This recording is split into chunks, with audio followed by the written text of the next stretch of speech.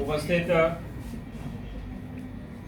आज के आचार्य बहन श्री जयवंती, उपाचार्य हमारे कॉलेज के professor doctor Premchand Korali, college का परिवार, सभी स्टाफ, आज के दिवस में बने हुए सारे शिक्षक, विद्यार्थी भाइयों और बहनों और तमाम पार्टिसिपेंट भाइयों तथा बहनों,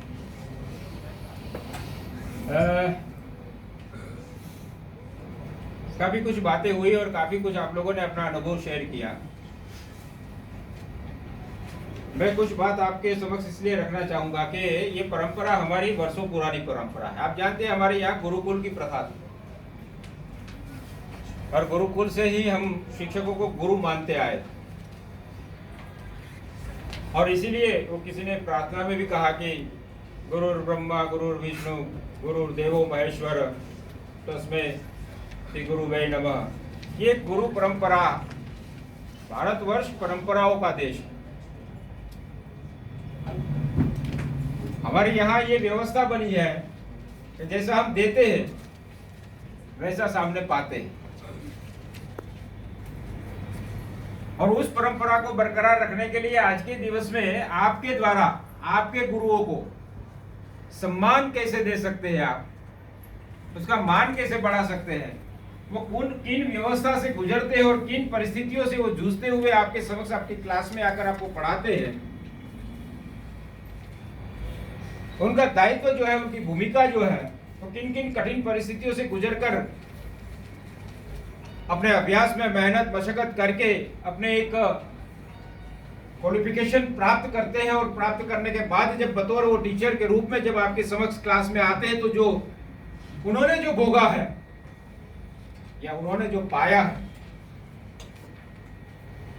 वो सारा निचोड़ आपके समक्ष रखने का प्रयास करता है।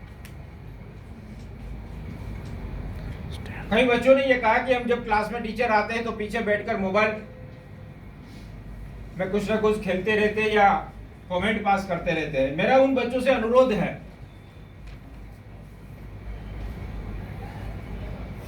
कि अभी आपको इस अवस्था और व्यवस्था का, इसके महत्व का एहसास नहीं है। मैं एक उदाहरण देना चाहूंगा। 1987 से 1992 तक मैंने ग्रेजुएशन और पोस्ट ग्रेजुएशन किया। मेरे साथ एक गुजराती में पढ़ता था जो मेरा मित्र था, या बाजू के गांव से शायद कासोर, मुझे याद है, वहां का एक लड़का था, उसने भी ग्रेजुएशन किया, पोस्ट ग्रेजुएशन किया, लेकिन करने के खातिर किया।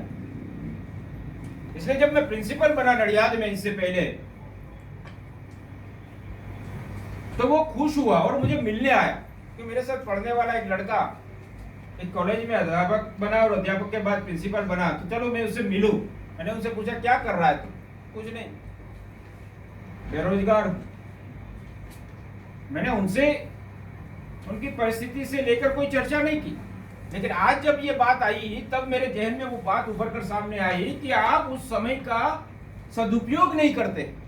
जो समय आपको दिया गया है आपके माँ बाप के द्वारा, शैक्षिक संस्थाओं के द्वारा, शिक्षकों के द्वारा, समाज के द्वारा और सरकार के द्वारा, उसका सदुपयोग नहीं करते।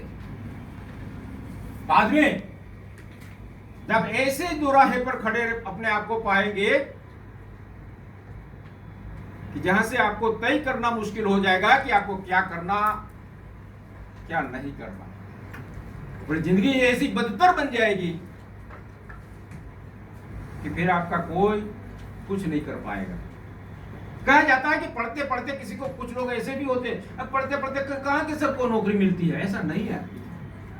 आज दुनिया बदल चुकी है, समय बदल चुका है। स्किल और विल, दो शब्द बहुत मायने रखता है अपने जीवन को निखारने में। बशर्त यह है कि आप उसको पकड़कर चले, अपने करियर को बनाए और अपने जीवन को सार्थक करें, या बशर्त यह है कि अपने परिवार, अपने माँ बाप पर बोझ बनकर जीवन को एक जिंदा लाश की तरह ढोते जाए। तय आपको करना है। हम अपना अपना दायित्व निभाते हैं, प्रत्येक टीचर अपना दायित्व निभाते हैं। कई ऐसी कॉलेजेस है, मेरे को 20 साल से प्रिंसिपल हूं, मैंने देखा है कुछ लोग क्लास में जाते हैं, कुछ लोग क्लास में नहीं भी जाते, कुछ लोग सिलेबस तक बात सीमित रखते हैं। लेकिन इस कॉलेज के स्टाफ परिवार की मैं बात करना चाहूंगा, वो केवल सिलेबस तक सीमित नहीं रहते, आपके जीवन के उपयोगी भी बातें बताते हैं जिससे आपको जीवन में काम आए। कई प्रकार की गतिविधियों से आपको जोड़ते हैं, उन्मुख करते, प्रेरित करते हैं ताकि आप कुछ बनो। क्लासरूम की शिक्षा तो एक सीमित शिक्षा होती है, सिलेबस की शिक्षा, वो तो आप घर बैठे भी पढ़ कर करके आप परीक्षा देखते हैं तो पास हो जाते हैं, इसमें कोई बड़ी बात नहीं है। इसलिए टीचर को एक सहृदय होना परम आवश्यक होता है। सहृदय मतलब लवेबल, आपकी भाषा में कहूं तो लवेबिलिटी अगर उसमें नहीं है तो वो स्टूडेंट के साथ जुड़ेगा नहीं। इमोशनल, सेंटिमेंटल, जज्बाती, इन तमाम प्रकार के, उनसे ऊपर मैं कहूं तो एक आर्ट, टीचर के लिए एक आर्ट, एक कला, क्योंकि कैसा पढ़ाया जाता है, क्या पढ़ाया जाता है उसका महत्व नहीं है, जो पढ़ाया जाता है वो कैसे पढ़ाया जाए उस पर काफी निर्भर रहता है।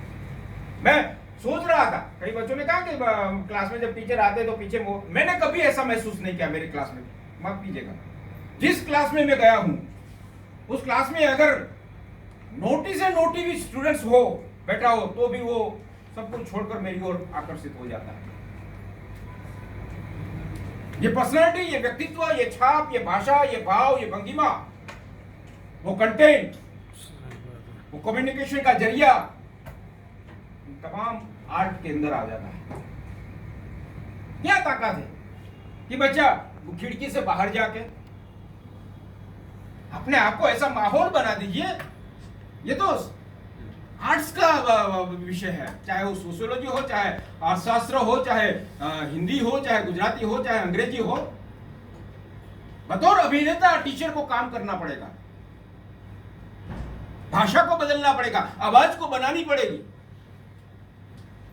આપણે ઘરમાં વાતો કરતા હોય અને તમે અહીંયા આવવાના તો પછી હું ત્યાં જવાની છો તો તમે કેમ આવવાના છો? ક્લાસ में भी वही रह जा, આજે હું તમને આજે આ ભણાવવાની છું ને આ ભણાવવાની છું, नहीं चलेगा ये। टीचर स्टूडेंट्स भाग जाएगा आपकी क्लास छोड़कर। मैं तमाम को इस मन से ये बात आपको आपके समक्ष संदेश देना चाहूंगा, रखना चाहूंगा। भाग जाएंगे बच्चे, कोई बच्चा सुनने के लिए राजी नहीं हो रहा। आजकल की युवा पीढ़ी तो कभी ये राजी नहीं होगी ऐसे घिसे पीटे शब्द या घिसी पीटी स्ट्रेटेजी या मरे हुए से कोई जान नहीं बची हो। जैसे घर से मजबूरी में कॉलेज आना पड़ रहा है, पगार मिल रही है इसलिए आ रहे हैं। शिक्षा संस्थान सिर्फ संस्थान नहीं है, ये तीर्थ है, तीर्थ।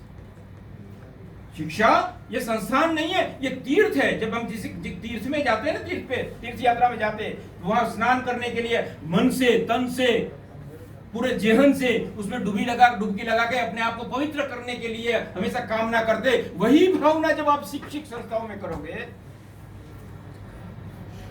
तभी आप सफल हो पाओगे। अदरवाइज जो कम्युनिकेशन गैप हमारे और स्टूडेंट्स के बीच में रह जाएगा वो आजीवन रह जाएगा। और इसके लिए आपको कई प्रकार के आयामों से झोंकते हुए अपने आप को तपाना पड़ेगा। सोना है ना, सोना सोना तब मुखरित होता है जब उसको तपाया जाता है, उसको आकार दिया जाता है। वैसे ही शिक्षक जो है समाज को, विद्यार्थियों को आकार देते हैं। कुम्हार का काम करता है, एक बढ़ई का काम करता है। और जो रोल मॉडल होता है शिक्षक, जो शिक्षक करता है ना, जो क्लास में होता है ना, उसकी चर्चा केवल नेगेटिव नहीं, उसकी चर्चा पॉजिटिव भी स्टूडेंट्स करते हैं। ये भी मैं जानता हूं। अगर आप में दम है तो स्टूडेंट स्वीकार करेंगे कि नहीं हमारे टीचर दम वाले हैं। अगर आप में कम है तो स्टूडेंट फटाक से जज कर लेंगे कि नहीं इसमें कोई दम नहीं है। तो मित्रों, आज के इस अवसर पर मैं और कुछ तो नहीं कहूंगा, लेकिन इतना जरूर कहूंगा कि डॉक्टर सर्वपल्ली राधाकृष्ण के जन्म दिवस के अवसर पर पूरे भारतवर्ष में शिक्षक दिवस का आयोजन किया जा रहा है।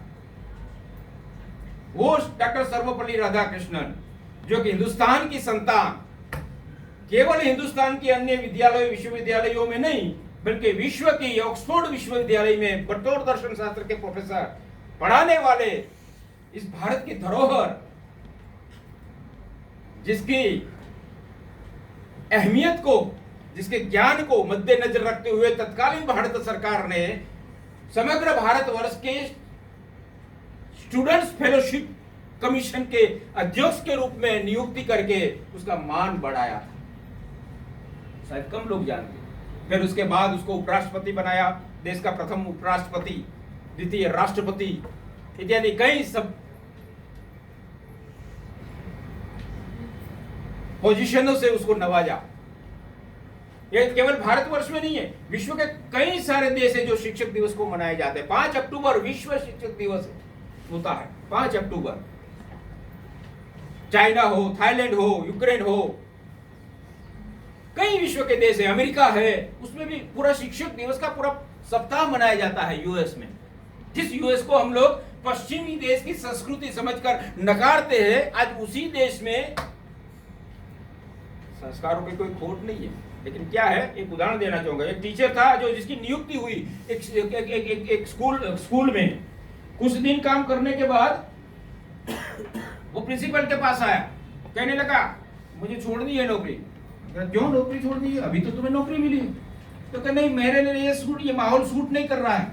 मतलब हुआ क्या, अरे यार सब निंदक लोग हैं यहाँ पर, लोग एक दूसरे की टांगे खींचते रहते हैं, लोग एक दूसरे की मजाक ही करते रहते हैं।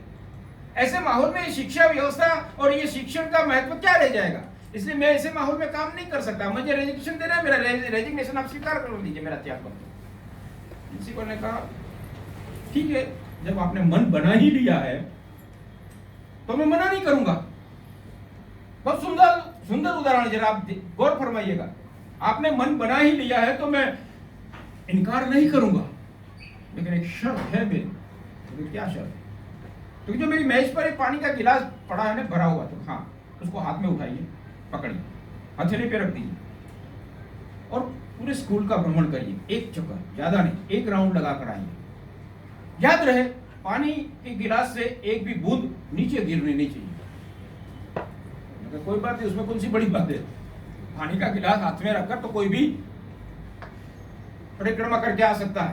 तो कहा हाँ जाइए, फिर आइए। गया, 10-15 मिनट के बाद आया, आकर प्रिंसिपल से कहा देखिए सर, एक भी बूंद गिरने नहीं दी। देखा मेरा कंसंट्रेशन, देखा मेरा विल पावर, देखी मेरी एकाग्रता। अब ये मेरा त्याग पत्र स्वीकार करिए। तो प्रिंसिपल ने जवाब दिया, एक प्रश्न का उत्तर मुझे दीजिए। तो क्यों, क्या? जब आप इस हथेली पे पानी का गिलास लेकर परिक्रमा कर रहे थे पूरे स्कूल की, तब आसपास में क्या चल रहा था?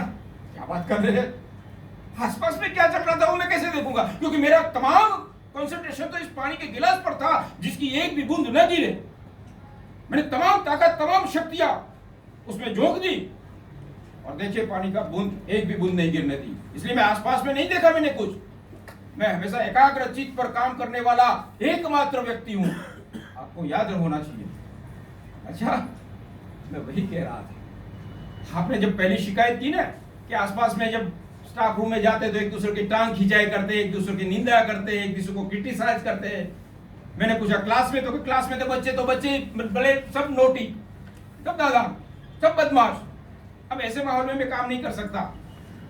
आपने कहा था ना, तो कहा अभी आपने जब किया तो क्या देखा? तो कहा कुछ नहीं देखा। तो आप अपने काम पर ध्यान दो ना भाई। जिस प्रकार अपने पानी के गिलास में ध्यान दिया था, वैसे ही शिक्षा व्यवस्था में अपने काम पर ध्यान दो। बाजू वाला क्या करता है उसमें क्यों पढ़ रहे हो? तब उसको बोध हुआ, बात तो सही है, माहौल ऐसा है, समाज ऐसा है, व्यवस्था ऐसी है और मनुष्य स्वभाव है बात करने का। और बात कोई विषय नहीं होता तो क्या विषय मिल जाता। અમને આવી સાડી પહેરી છે, આજે અમને આવો ડ્રેસ પહેર્યો છે, આજે આ ટિફિનમાં આ લાવ્યા છે, મમરા લાવ્યા છે, સેવ લાવ્યા છે. તો કે આ તો ક્યારે ટિફિન કશું લાવતા જ નથી, મફતનું ખાય છે. ફલાણા ભાઈ તો કે રોજ કાકા કરે, ફલાણા ભાઈ તો કે એ તો એક નંબરનો કંજૂસ મારવાડી, કશું લાવે નહીં, કોઈને ખવડાવે નહીં, ચાય મફતની, કોલેજ ની પીવી.